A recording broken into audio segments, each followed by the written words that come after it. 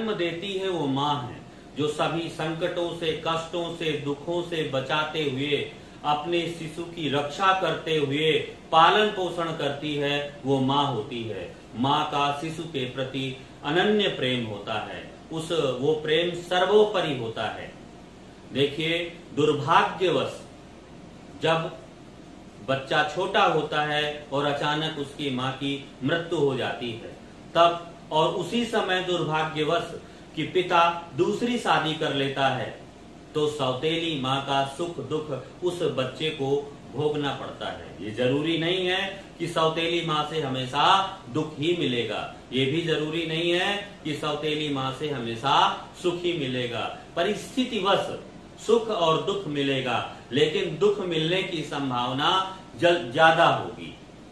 तो मित्रों, मैं आचार्य नरेंद्र कुमार दीक्षित आज एक नई कहानी के साथ, एक नई केस स्टडी के साथ आप लोगों के समक्ष उपस्थित हूँ।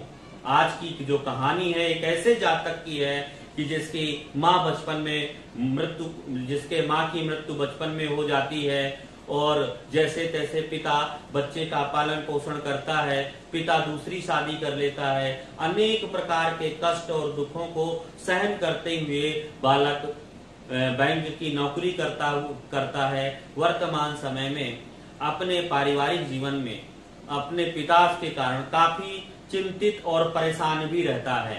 आज इन्हीं सब योगों के विषय में आप लोगों से चर्चा करेंगे। मित्रों, माँ का जो भाव होता है वो चौथा होता है। चौथा भाव माँ का होता है। माँ का जो कारक होता है वो चंद्रमा होता है। चंद्रमा मन होता है और चंद्रमा का जो तात्पर्य होता है वो आह्लाद करने वाला, जो मन को आनंदित कर दे, वो चंद्रमा है। इसीलिए जितनी भी आप लोगों ने देखा होगा, जितनी भी उपमाएं दी जाती हैं वो मुख की वो चंद्रमा से दी जाती हैं, क्योंकि चंद्रमा का मतलब होता है आनंद देने वाला, प्रफुल्लित करने वाला, आनंदित करने वाला। तो चंद्रमा माँ का कारक होता है, मन का, विचारों का, कोमलता का, कला का कारक होता है, सभी प्रकार के भोज्य पदार्थों का कारक होता है। यहाँ पर मैं चंद्रमा को माँ के रूप में व्याख्या करूंगा। चतुर्थ भाव माँ का होता है और चंद्रमा माँ का कारक होता है। जिस जातक की कुंडली में, नोट करिए, जिस जातक की कुंडली में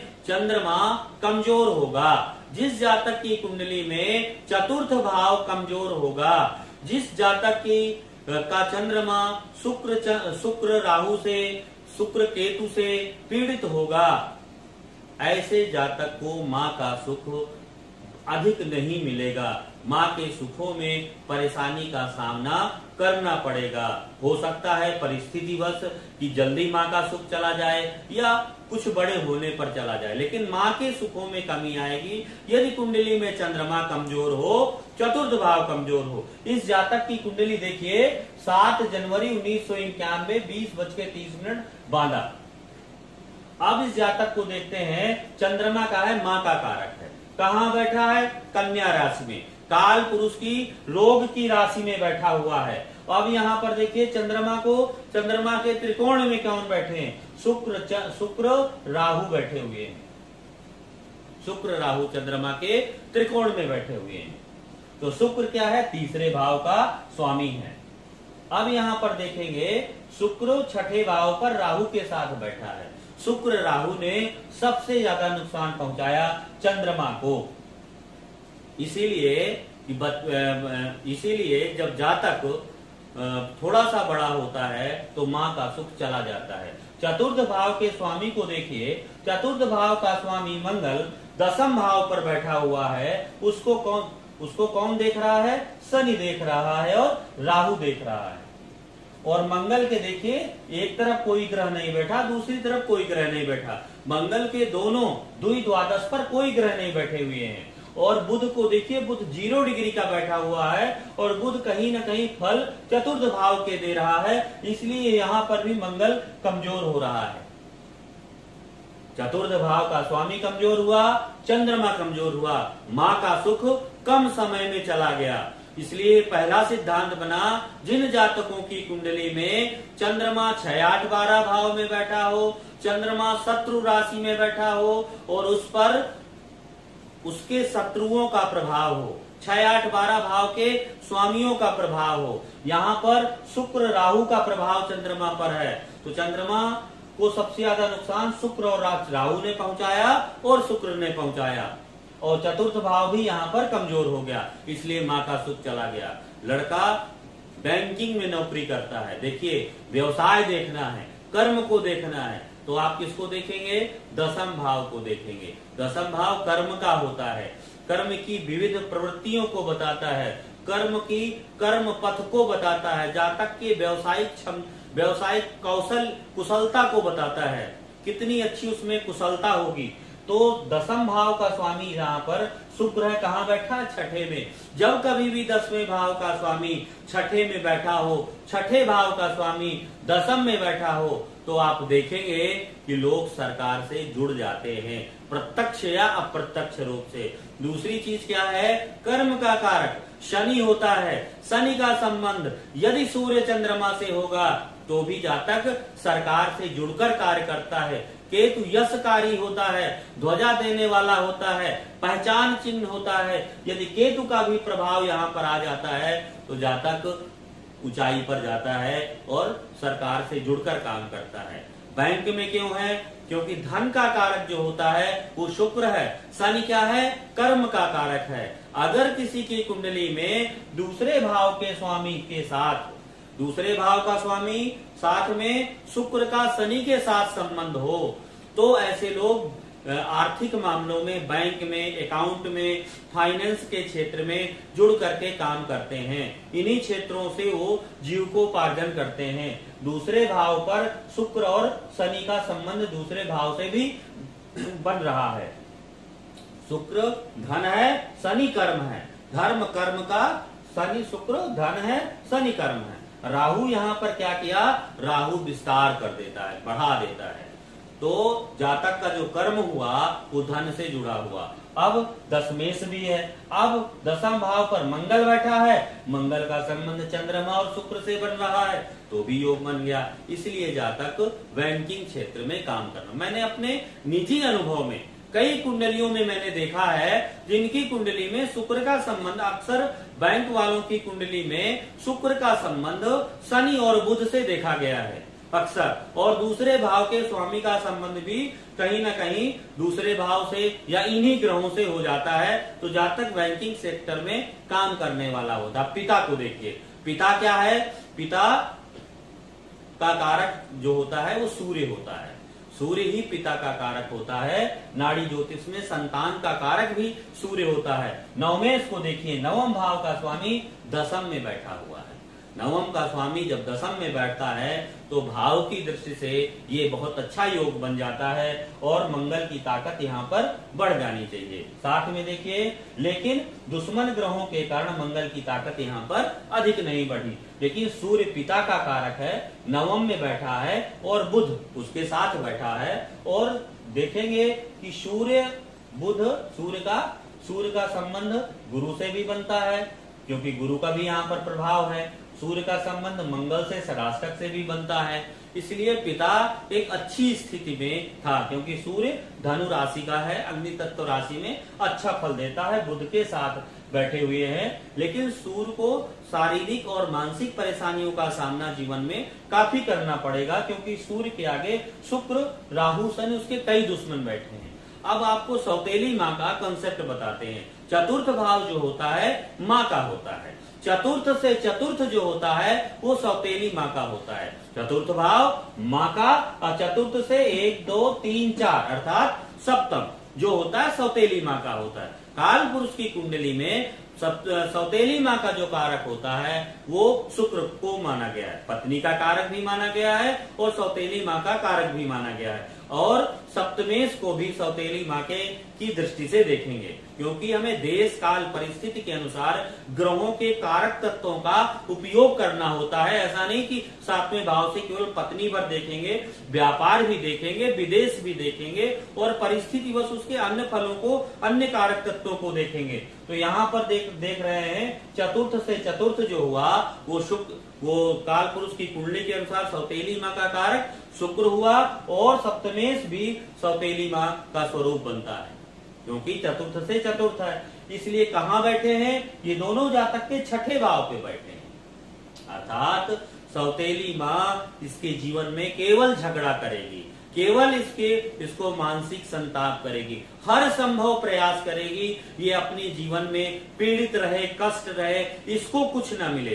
क्योंकि चतुर होता है, शुक्र के साथ राहु बैठ जाए तो परिस्थितिवश फायदा उठाने का गुण जातिका में आ जाता है।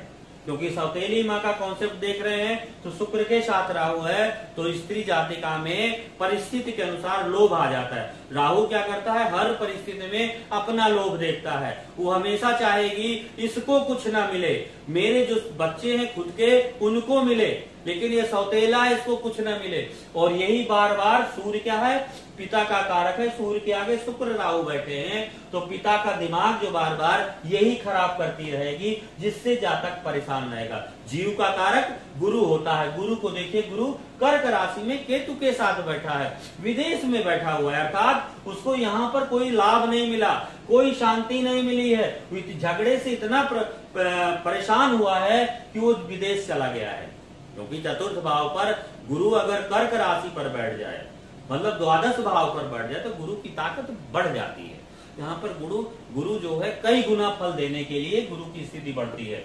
गुरु के साथ केतु बैठा है, अगर गुरु के साथ केतु होता है तो गुरु जीव है, केतु अध्यात्म, द्वादश भाव भी अध्यात्म का कारक होता है। जातक के जीवन में एक तरह का संन्यास योग बनेगा, जातक जीवन में धर्म और अध्यात्म की तरफ भी आगे जाएगा। क्यों? क्योंकि भौतिक जीवन में इतने कष्ट, इतनी परेशानियां, इतने दुख इसको देखने होंगे कि आने वाले समय में एक समय के बाद वो धर्म और अध्यात्म की तरफ चला जाएगा। अब देखिए, इस समय अगर देखते हैं, इस समय गुरु का जो ट्रांजिट है वो मीन राशि पर चल रहा है। राहु का जो ट्रांजिट है, राहु कहाँ है? मेष पर, और केतु कहाँ है? तुला पर।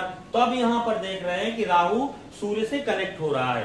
शनि कहाँ है? कुंभ पर। शनि गुरु राहु का योग बन रहा, कहीं न कहीं यहाँ पर धूर्त योग बन रहा है। जातक के जीवन में लड़ाई झगड़े के संकेत 1 से 1.5 वर्ष बराबर रहेंगे। सबसे ज्यादा मतभेद पिता से हो सकते हैं। और दूसरी चीज देखिए, एक चीज और कंसेप्ट समझ लीजिए कि ऐसा क्यों हो रहा है, इसको कैसे ठीक किया जा सकता है। पर समस्या बता देना बड़ी बात नहीं होती है, लेकिन उस समस्या का प्रॉपर शास्त्रीय निदान क्या है, किस तरह हम किसी को डायग्नोस कर सकते हैं। मेरा जहां तक व्यक्तिगत अनुभव है, उस अनुभव के तहत जो मैंने अपने गुरुओं के चिंतन से, गुरुओं के सानिध्य में जो मुझे मिला है, उसके अनुसार बताता हूं। जब भी मंगल का शनि और राहु के साथ संबंध बनेगा तो एक तरह का ये धूर्त योग बन जाता है। और धूर्त योग में जातक के जीवन में धूर्तता होती है, विश्वासघात होता है, बेईमानी होती है। इससे बचने का एक ही उपाय है कि यहाँ पर शनि शिव है, शिव राहु के साथ बैठा है। शनि के गले में क्या है? शिव के गले में सर्प है।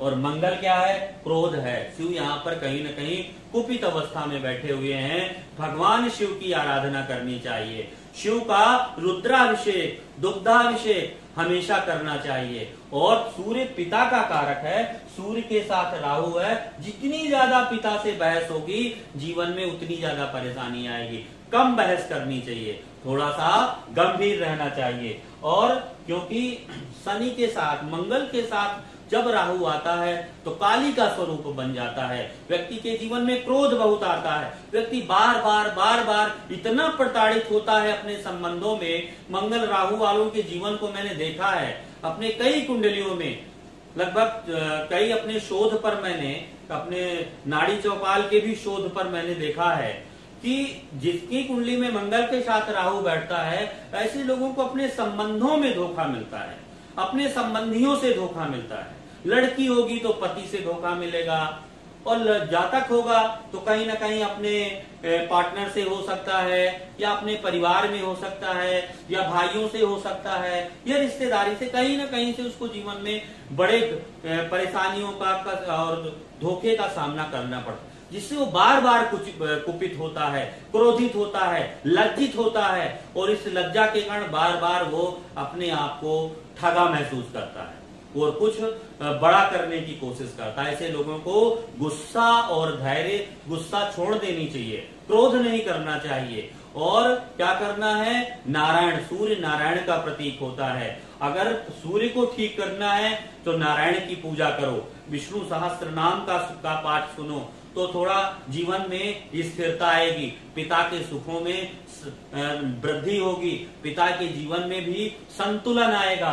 अगर इसको ठीक करना है कि ये हो क्यों रहा है, कॉज क्या है, बीमार, इसका समस्या क्या है, समस्या है शुक्र शनि मंगल राहु का योग, तो कहीं ना कहीं इस समस्या को ठीक करना है। इस समस्या को ठीक करने के लिए शनि मंगल राहु के लिए भगवान शिव की आराधना करनी चाहिए, माता काली की पूजा करनी चाहिए, और गुरु केतु यहाँ पर बैठे हैं, नारायण की पूजा करने से और गणेश भगवान की पूजा करने से ज्यादा लाभ होगा।